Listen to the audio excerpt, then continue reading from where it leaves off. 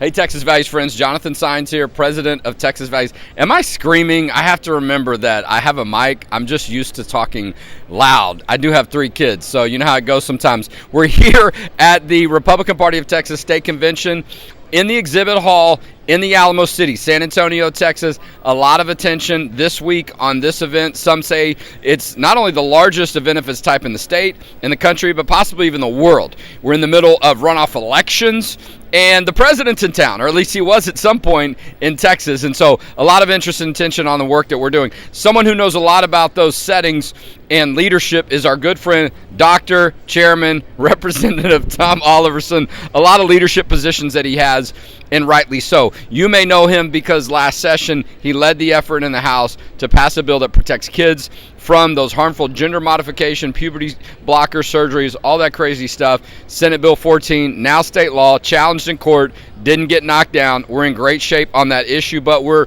noticing, as far as the bill, there's still some work we need to do moving forward. So, Dr. Oliverson, welcome. Thank you. I know you're not only a state rep and a chairman and the chairman of the House Republican Caucus, but you're also running for Speaker of the House. We'll talk about that in just a minute. But let's a little bit of detail. You passed, what's one of the most major pieces of legislation in our time in Texas, Senate Bill 14 to protect kids. What's it been like since then? Getting it passed, it's in law, we're in good shape, but now moving forward, making sure it stays that way. Yeah. Okay, you're great. Thank you. Thanks, Jonathan. It's a pleasure to be with you, and as always, the Texas Values team. So it was a great bill and a great effort. It was a team effort. Y'all were there every step of the way. I think Jonathan Covey might have been like an unpaid intern in my office for the whole session. So we really appreciate all the work that y'all put into that too. But because we were smart in the way that we crafted it, the courts have allowed it to remain in effect while it's being challenged. I believe that it will be upheld as completely constitutional because at the end of the day, what it essentially says is that the state of Texas has the right to regulate the practice of medicine. And we do. And we absolutely have the right to protect kids from harmful things that can hurt them. And these puberty blockers and cross-sex hormones and surgeries certainly do. I don't know if you saw 2 critical pieces of literature that have come out since we passed the bill. One is the completion of the Cass report in England, which is the most comprehensive systematic review ever done. Again, confirmed that there is no good quality evidence to support the use of any of these treatments in children, and have relegated it for the entire United Kingdom back to mental health treatments and experimental, study procedures. So if it was in a study. Second interesting piece of data that came out, there was a study that was published about a month ago, maybe a little bit less, that looked at suicide attempts and suicide risk in adult patients who had undergone sex change operations for gender dysphoria, and found that amongst men that transitioned to women, that there was a 12-fold higher suicide risk after those surgeries were completed. So when we talk about how harmful are these things, they're pretty harmful, and they certainly don't treat the underlying problem. You asked about what's left undone.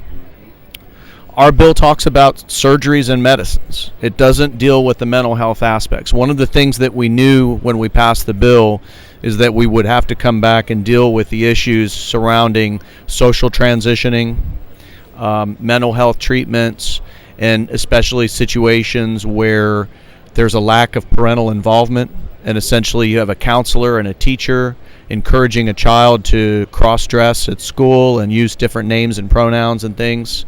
I can tell you that when I worked on SB 14, I heard from countless parents that said they were literally ambushed by a school counselor and a psychologist who said, "I've been treating your son or daughter for 6 months. And they are transgender, and if you don't let them have drugs and surgery, they're going to kill themselves." So this school-to-clinic pipeline, I call it, must be shut down. No, I couldn't agree with you more. And look, it's sad that so many of these issues come back to troubles and disrespect for parental rights and things of that nature in public schools. Pipeline, I think, is the appropriate word, even though it's sad to think about it that way. That's what it's come to, and I'm not saying it's not like this anymore, but a lot of the focus used to be on the counselors and so on, kind of directing young ladies around their parents to go get an abortion, right? Now we see it on the transgender, and I'm certain that Planned Parenthood is cheering along those efforts as well, as I'm sure they did before when it was just about abortion. Well, it's interesting, too, because we started off the show by wanting to touch on the issue of leadership, the fact that you're running for Speaker of the House. And I think some of that, and this is my opinion, is a result of not just getting that legislation passed, but how hard it was at times, 3 different times to get it passed in the House, just getting it to the House floor. Even though there was a ton of support for it, the whole situation with the points of order. And so here you are. The Speaker of the House may not be coming back for another reason, right? I mean, not only will he not be Speaker, he's going to be out of the House. I mean, he's got a big challenge on his hands with David Covey. Disclaimer, yes, that is our policy director's younger brother. So we know David Covey well. But look, before that that race was decided, that contest, you jumped in, right after the March election. Tell us about why you decided to do that. Yeah, I jumped in the primary, Jonathan, because I think everybody who saw what happened on primary day realized that the Republican electorate was unhappy with the Texas House for a variety of reasons, but all of which could be traced back to the fact that there were decisions that were made that the people didn't agree with. And so I kept waiting to see if there was going to be any acceptance of accountability. I did this, was my fault, sorry. And because there wasn't, I said, you know what? The people are calling for something different. And if nobody else is going to stand up and articulate a message of change, a major departure, a paradigm shift, if you will, then I'm going to articulate that. So I stood up and I said, if I'm elected Speaker, I'm running for Speaker. If I'm elected for Speaker, we won't have Democrat chairs. We're not going to make these deals that result in the mysterious and sudden death of platform priorities. We're not going to wait until 60 days into session to actually start moving legislation, especially emergency action items. And we're going to reform that very broken parliamentary process that results in good bills being killed. You said you talked about the gender mod bill. Do you know that the first point of order that was sustained on the gender mod bill was because I used the word pediatrics instead of pediatrician? Yeah. It's absolutely absurd. And that was enough to say that was substantially misleading. That just can't stand. And that process has been weaponized to kill conservative bills and punish Republican legislators. And it's time that we reset that in a way such that you don't have to be a smart lawyer in order to pass a bill in the Texas House. Yeah, well, and I didn't mention your other leadership position, or at least at one point, I'm sure, involvement with the National Association of Christian Lawmakers, an entity that you were part of, kind of that opening class, if you will, the first group of leaders. A good friend of ours from Arkansas that started that group and is still on leadership there.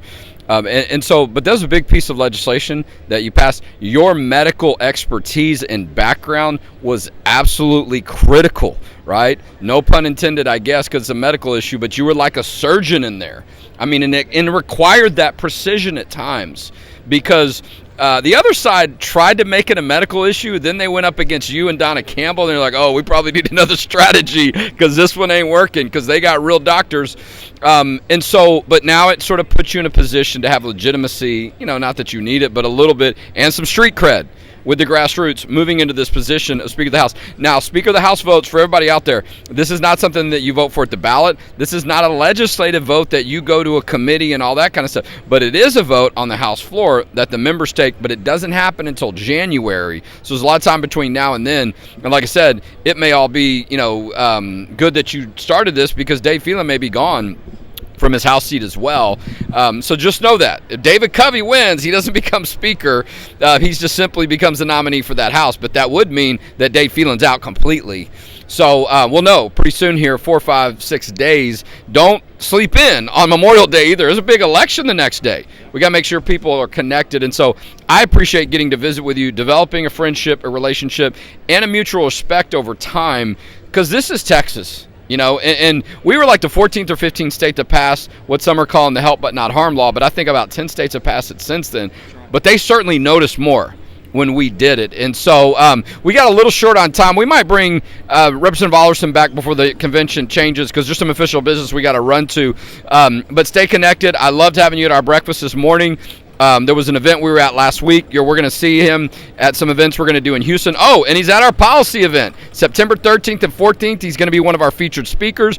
Still time to get tickets before then. That event will sell out. We got a great list of people there. It's a 2-day educational event in Austin at Great Hills Baptist Church. So, Dr., Chairman, Representative Tom Oliverson, thanks for being a guest today. Appreciate you, brother. Appreciate you. Thanks for having me. All right, that wraps it up on this special segment of the Texas Values Report right here at the Republican Party of Texas State Convention in San Antonio.